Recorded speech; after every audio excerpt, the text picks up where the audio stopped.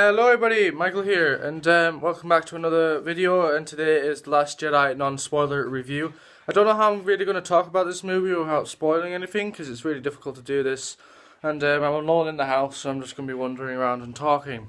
First of all, I'd like to talk about other people's opinion on this movie. Not many people like The Last Jedi, especially like the hardcore fanboys. I grew up with the prequels, but then I grew to appreciate the trilogy, and Empire Strikes Back is my second favourite, and The Last Jedi is my first. And this movie, it was a really long movie, and I loved every part of it. There were like some bits I was shocked at, some bits I was sad for, some bits I was surprised at, and there was a lot of shocking twists in this. Sorry, I can't speak.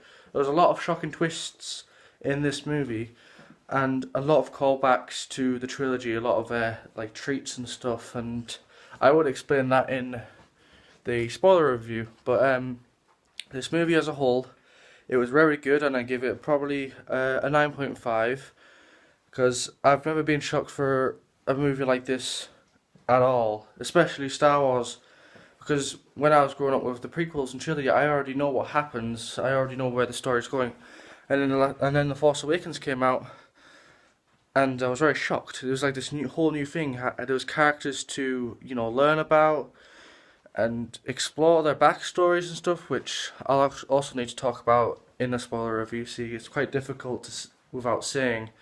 But this movie, this what I will say. This movie has three main pathways of characters to follow from. You've got Luke and Rey. You've got Luke and Rey, and they're on Octu. People already know this. You saw at the end of The Force Awakens that they go to Octu. But I will say it doesn't go the way you think, and when we first see Rey go to Octu and see Luke, something happens that I found very funny, and the whole segment of that was brilliant. It was very thought out, and there was a lot of shocking parts in it that I never thought Luke would be doing on the island. And as a whole, I thought that bit was very amazing.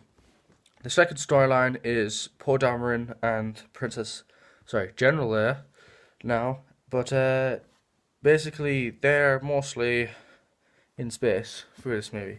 I mean, you've seen in the trailers, if you've watched the trailers, that Poe is mostly in his X-Wing, which to some degree, yes, but General Leia, she was phenomenal in this movie, and there's a moment in this movie many people thought was quite weird and quite strange, and to be honest, at first I was like, "Whoa, okay," but then I realised it was quite a good moment. It really progressed the character in many ways, and it gave a callback to Empire Strikes Back when Leia could sense Luke in danger. So I'm not going to tell you what this awesome scene was, and I thought it was very heartbreaking because what I thought intentionally beforehand was going to happen.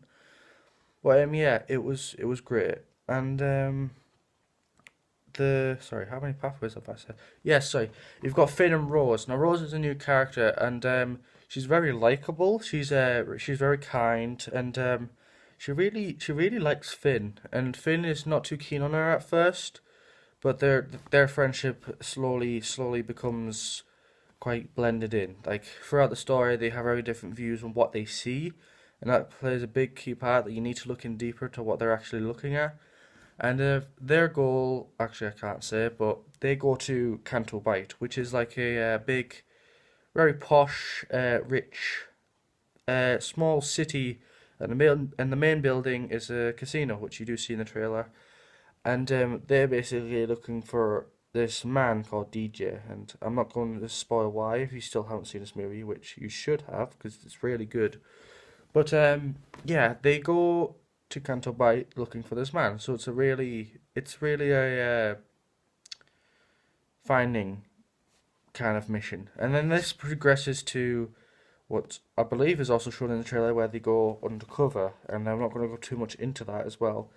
But there was I'm sorry, I'm trying to think here. I like this movie. Okay, they introduced a lot of new characters and creatures into this. The Porgs. A lot of people complain that they were just there for merchandise. Well, yes, they were there for merchandise, obviously. Like, Ewoks were there for merchandise. And yeah, but Porgs, they were more than just cute things to look at. They were kind of there in the background. I mean, when you see them in this movie, at first you're like, oh, they're adorable and cute and like they're everywhere. But there's this one scene with Chewbacca that oh, my sister was quite shocked because oh, I can't talk about it. But something happens with Chewbacca and his bunch of pogs, and I thought it was very adorable and sad at the same time, but also quite very funny.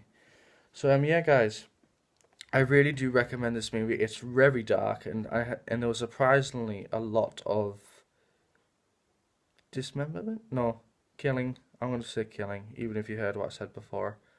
And there's a lot of tensity, shocking moments, a lot of brilliant acting from all of the cast. You've got Kylo Ren, you've got Adam Driver, Daisy Ridley, Mark Hamill, Carrie Fisher, Oscar Isaac, John Boyega. They were all brilliant in this movie, just as brilliant as they were in The Force Awakens.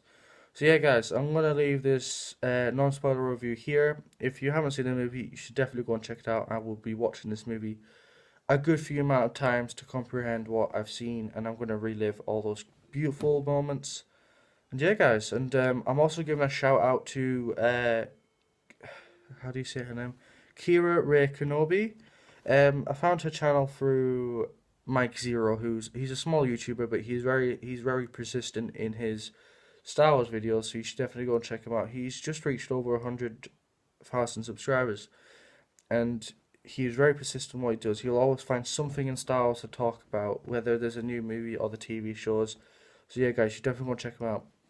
And Kira Kenobi is a persistent commentator. She comments a lot on his channel, and she really likes The Last Jedi. And like I said at the beginning of this video, not many people liked The Last Jedi, and I will explain more why in my spoiler review. But yeah, she defended her view on the movie, and she said it was amazing, and I agreed with her. So I went on her channel, and I commented on her channel, and yeah. So that's a shout out for her, so you should definitely go and check out our channel. And I'll try and leave a link in the description, guys. So yeah, definitely go and check out this movie. I do give it a 9.5, and it's my favourite Star Wars movie so far. I don't know how J.J. Abrams is going to be able to top this movie, because many people thought that Episode 7 was a rehash of A New Hope, which to some extent it was, but there were also parts in the movie that stood out, like Han Solo on that massive storage ship when the two gangs were trying to kill him, and then those big Raktars got out and killed a lot of people. So yeah, guys, I'm going to leave this on this note. So yeah, guys, I'll see you guys in the next video. Bye-bye.